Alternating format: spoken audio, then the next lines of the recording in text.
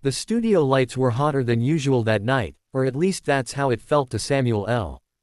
Jackson as he sat in the guest chair, one leg crossed, fingers drumming lightly against his knee. He had done this hundreds of times: late-night shows, morning shows, award panels, red carpets.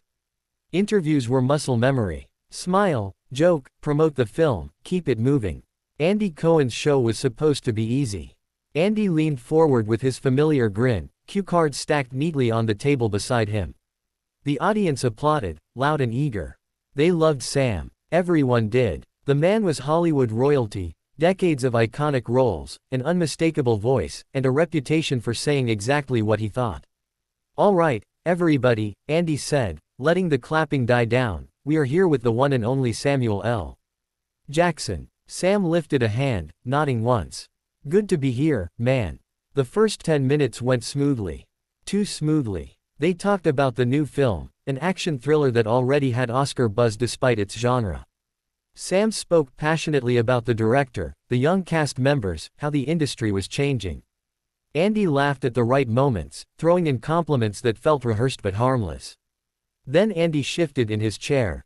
"So, Sam," he said casually, "you've been very vocal lately about Hollywood politics, who gets cast, who gets paid, and who gets left behind." Sam's fingers stopped drumming. "I talk about fairness," Sam replied evenly. "That shouldn't be controversial." Andy smiled, but there was something sharper behind it.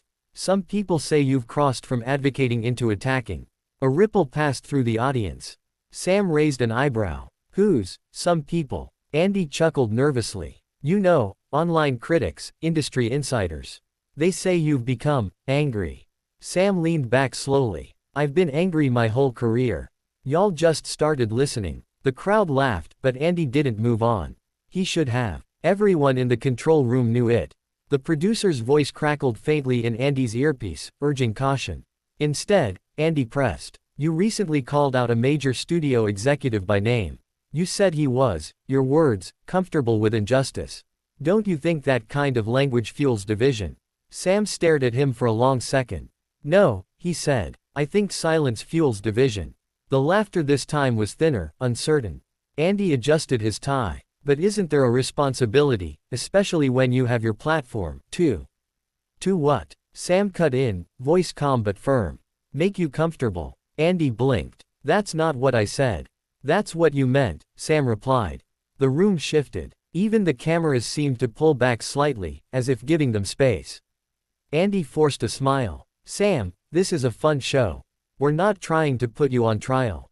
Sam nodded slowly. "Then stop asking me questions like a prosecutor." A few audience members clapped before quickly stopping, unsure if they were allowed to. Andy laughed again, higher this time. All right, let's lighten it up." He flipped a card. "Fan questions." The first few were harmless: favorite line, dream co-star, advice for young actors. Sam relaxed slightly, even cracked a grin when someone asked him to swear on live TV. Then Andy picked up another card. "This one's spicy," he said, eyes flicking up. A viewer asks, "Has Samuel L. Jackson become difficult to work with because of his ego?" Silence. Sam didn't move, didn't blink. The control room went wild. A producer stood up, waving frantically. Another covered their mouth in disbelief. Andy realized too late that he'd gone too far. "I mean, it's just a question." "Who wrote that?" Sam asked quietly. "It's anonymous," Andy said quickly.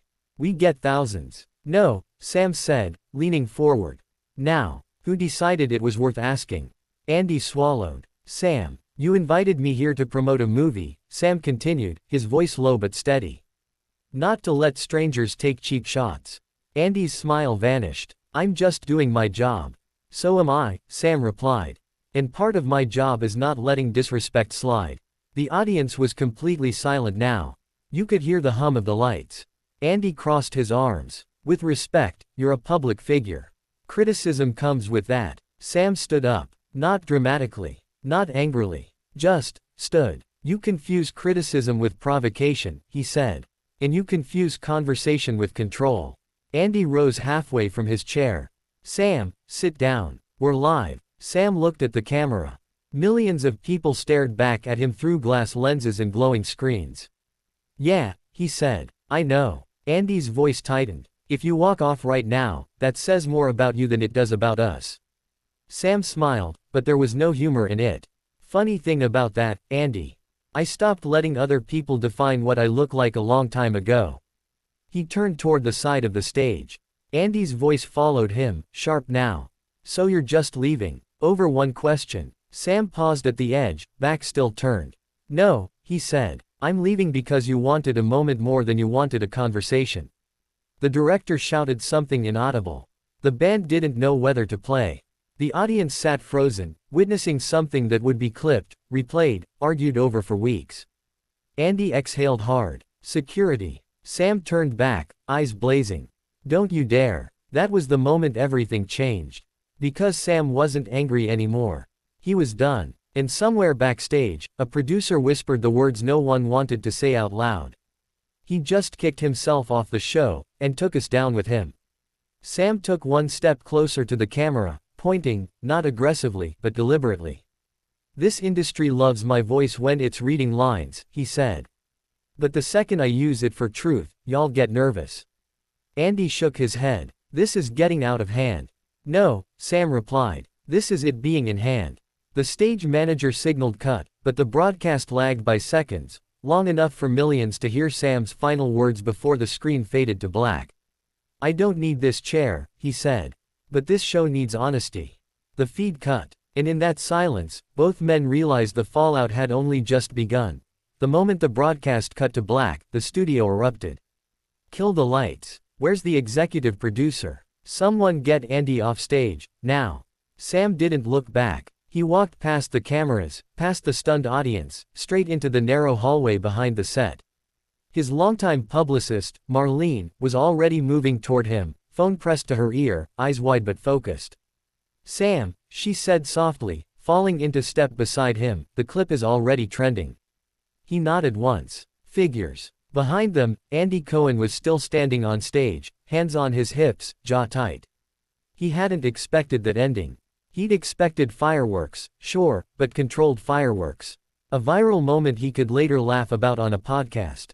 Instead, he'd lost control of the room. Backstage, Andy tore the mic from his jacket. Who approved that question? He snapped. No one answered. I asked who approved it. He shouted again. A junior producer finally spoke, voice shaking. It tested well with the audience panel. Andy laughed, sharp and humorless. Audience panel. He ran a hand through his hair. We just let one of the most respected actors alive walk off my show on live television. Meanwhile, Sam sat calmly in his dressing room, jacket draped over the chair, sipping water like it was just another Tuesday. Marlene paced in front of him. Twitter is split, she said. Half of Hollywood is backing you. The other half says you were unprofessional. Sam smirked. Unprofessional is pretending disrespect is entertainment. She stopped pacing. You sure you don't want to put out a statement? We can soften it. No, Sam said. Let it sit. Within minutes, the clip exploded. TikTok edits zoomed in on Sam's eyes when he stood up. YouTube thumbnails screamed, Samuel L. Jackson destroys host live. Instagram Reels looped his final line, this show needs honesty, over dramatic music. Actors started weighing in. One posted, Sam said what we all think. Another, live TV isn't an excuse for disrespect. Then a director Sam had worked with years ago tweeted just 4 words. He was right. Andy watched it all from his office, phone buzzing nonstop. Network executives called. Sponsors emailed. A meeting was scheduled for the next morning, mandatory. You lost him, one exec said over speakerphone. And you made us look small.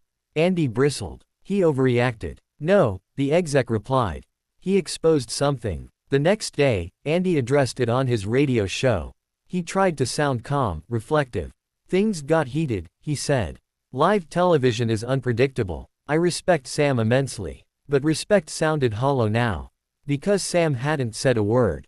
No tweet. No interview. No apology. That silence spoke louder than any statement. 2 days later, Sam appeared somewhere no one expected, at a small film festival, introducing a short film made by first-time directors. No press release. No red carpet. Just Sam, standing in front of a crowd of young filmmakers. During the Q&A, a student finally asked what everyone wanted to know. What happened on that show? Sam smiled gently. Nothing new. The room leaned in. I've been in rooms where my voice was welcome, he continued. In rooms where it was tolerated. In rooms where it was only useful as long as it stayed in character. He paused. I decided I don't do those rooms anymore. The clip went viral too, but this time, the tone shifted. Headlines changed. Samuel L. Jackson sparks industry-wide conversation. Was Andy Cohen's show out of line? Actors speak out about performative interviews. A week later, Andy sat across from a different guest, smiling again, laughing again, but something was off. Viewers noticed it. He interrupted less. He played it safer. He'd learned. Off camera, Andy admitted it quietly to a colleague. I wanted a moment. He wanted respect. Across town, Sam walked onto a film set, greeted by applause from cast and crew who'd watched it all unfold. One young actor whispered, "Thank you for doing that." Sam chuckled. "I didn't do it for y'all." "But it mattered," the actor said. Sam thought about that as he took his mark. Maybe it did. Months later, at an awards ceremony, Andy and Sam found themselves in the same room. No cameras between them this time. Just people, music, clinking glasses. Andy approached first. "Sam," he said, extending a hand. "I owe you one." Sam looked at the hand for a moment, then shook it. "Just remember," Sam said calmly, "guests aren't props." Andy nodded. Lesson learned. They went their separate ways. And somewhere in a control room, a producer rewrote the rules of what questions were worth asking. Because one night, one actor stood up, walked away, and reminded everyone that dignity doesn't need a microphone.